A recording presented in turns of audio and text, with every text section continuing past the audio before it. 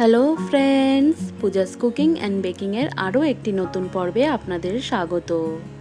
তালের সিজন চলছে আর এই মরশুমে কম বেশি আমরা সবাই বাড়িতে তালের বড়া বানিয়েই থাকি। আর আজ আমি একদম সহজ পদ্ধতিতে কিভাবে খুব সহজেই বাড়িতে নরম তুলতুলে তালের বড়া বানিয়ে ফেলা যায় তারই রেসিপি আপনাদের সঙ্গে শেয়ার করতে চলেছি। তাহলে চলুন আর দেরি না করে রেসিপিটা দেখে নেওয়া যাক। প্রথমেই আমি একটা পাত্রে 3টে কলা নিয়ে নিলাম। আপনারা এখানে যে কোনো রকমের কলা ব্যবহার করতে পারেন। তারপরে একটা চামচের সাহায্যে বা হাতের সাহায্যে কলাগুলোকে মেখে নিতে হবে। আমি এখানে হাতের সাহায্যে কলাগুলোকে মেখে নিচ্ছি। দেখুন, কলাগুলো আমার এখানে মাখা হয়ে গিয়েছে। এরপর দিয়ে দিলাম মেজারিং কাপের 2 কাপ তালের পাল্প। আপনারা এখানে যে কোনো একটা নির্দিষ্ট কাপ বা বাটি দিয়ে প্রত্যেকটা জিনিস মেপে নেবেন। সাথে দিয়ে দিলাম মেজারিং কাপের হাফ কাপ এবং 1/4 কাপ, মানে টোটাল 3/4 কাপ চিনি। আপনারা অবশ্যই চিনিটা নিজেদের স্বাদ মতন বাড়িয়ে বা কমিয়ে নেবেন। এরপর দিয়ে দিলাম 1 টিস্পুন মৌরি। মৌরি অ্যাড করার ফলে তালের বড়াতে খুব ভালো একটা ফ্লেভার অ্যাড হয়। তাছাড়া দিলাম হাফ টিস্পুন নুন। যে কোনো মিষ্টি খাবারেই কিছুটা নুন কিন্তু সবসময়ই অ্যাড করতে হয়। এছাড়া দিলাম 1 কাপ ময়দা। ময়দাটা অবশ্যই সবসময় ছেঁকেই ব্যবহার করতে হবে, এতে ময়দার মধ্যে কোনো দলা থাকলে সেটা রিমুভ হয়ে যাবে। তাছাড়া দিলাম 1 কাপ সুজি। এরপর এই সমস্ত কিছুকে একটা হুইস্কের সাহায্যে বা হাতের সাহায্যে খুব ভালো মতন মেখে নিতে হবে। সমস্ত ড্রাই ইনগ্রিডিয়েন্টস যাতে খুব ভালো মতন মিশে যায় সেদিকে কিন্তু খেয়াল রাখবেন। দেখুন, আমি প্রথমে কিছুক্ষণ হুইস্ক দিয়ে তারপর হাত দিয়ে খুব ভালো মতন মেখে সম্পূর্ণ ব্যাটারটাকে মিশিয়ে নিয়েছি। এরপর ব্যাটারটাকে ঢাকা দিয়ে 1 ঘন্টার জন্য সেট হতে ছেড়ে দিতে হবে। 1 ঘন্টা পর দেখুন ব্যাটারটা আগের থেকে অনেক বেশি হার্ড হয়ে গেছে, কারণ সুজিটা কিন্তু এখন ফুলে উঠেছে। এই পর্যায়ে খুব ভালো মতন 10 মিনিট পর্যন্ত মিনিমাম মেখে নিতে হবে। এই মাখার ফলে দেখবেন তালের বড়াগুলো কিন্তু খুব ভালো মতন ফুলে উঠবে।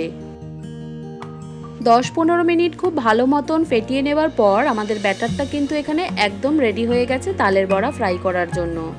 বড়াগুলো ফ্রাই করার জন্য কড়াইতে পরিমাণ মতন সাদা তেল খুব ভালো মতন গরম করে নিয়ে গ্যাসের ফ্লেম মিডিয়ামের থেকে একটু কমে করে বড়াগুলো এক এক করে তেলে ছাড়তে লাগলাম। দেখুন, প্রথম ব্যাচের বড়াগুলো ফ্রাই করার জন্য আমি তেলে অ্যাড করে দিয়েছি। এরপর ধীরে সুস্থে বড়াগুলোকে ফ্রাই হতে দিতে হবে। বড়াগুলোকে তেলে ছাড়ার পর সঙ্গে সঙ্গেই কিন্তু একদমই নাড়াচাড়া করতে যাবেন না।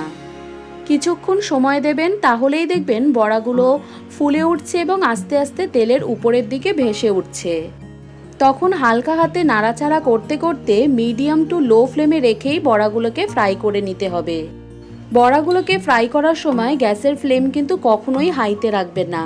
গ্যাসের ফ্লেম যদি হাইতে থাকে তাহলে দেখবেন বড়াগুলোতে তাড়াতাড়ি কালার চলে আসবে এবং ভিতরের দিক থেকে বড়াগুলো নরম বা কাঁচা থাকবে। মিডিয়াম টু লো ফ্লেমে একটু ধৈর্য ধরে বড়াগুলোকে নাড়াচাড়া করতে করতে ফ্রাই করবেন, তাহলেই দেখবেন ভিতর থেকেও খুব সুন্দরভাবে বড়াগুলো ফ্রাই হয়েছে। দেখুন, বড়াগুলোতে খুব সুন্দর গোল্ডেন ব্রাউন কালার চলে এসেছে, তার মানে আমার প্রথম ব্যাচের বড়াগুলো কিন্তু একদম পারফেক্টলি ফ্রাই করা হয়ে গিয়েছে। এরপর বড়াগুলোকে একটা এই ধরনের ছান্তার মধ্যে নিয়ে তেল ভালো মতন ঝরিয়ে তুলে নেব। তালের বড়ার কালারগুলো যে কত সুন্দর এসেছে আশা করছি দেখে বুঝতে পারছেন। একইভাবে বাকি তালের বড়া বা তাল ফুলুরিগুলোকেও ভেজে নেব। বড়াগুলো তেলে ছাড়ার সময় অনেক সময় দেখবেন একে অপরের সঙ্গে কয়েকটা জুড়ে যায়, সেটা কিন্তু কখনোই নিজের থেকে জোর করে আলাদা করার চেষ্টা করবেন না। ফ্রাই করার সাথে সাথেই দেখবেন বড়াগুলো কিন্তু একে অপর থেকে আলাদা হয়ে গিয়েছে।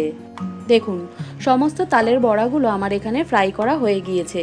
আর বড়াগুলো ভাজার সময় খুব বেশি যে তেল অ্যাবজর্ব করেনি, আশা করছি কড়াইতে তেলের পরিমাণ দেখেই আপনারা সেটা বুঝতে পারছেন।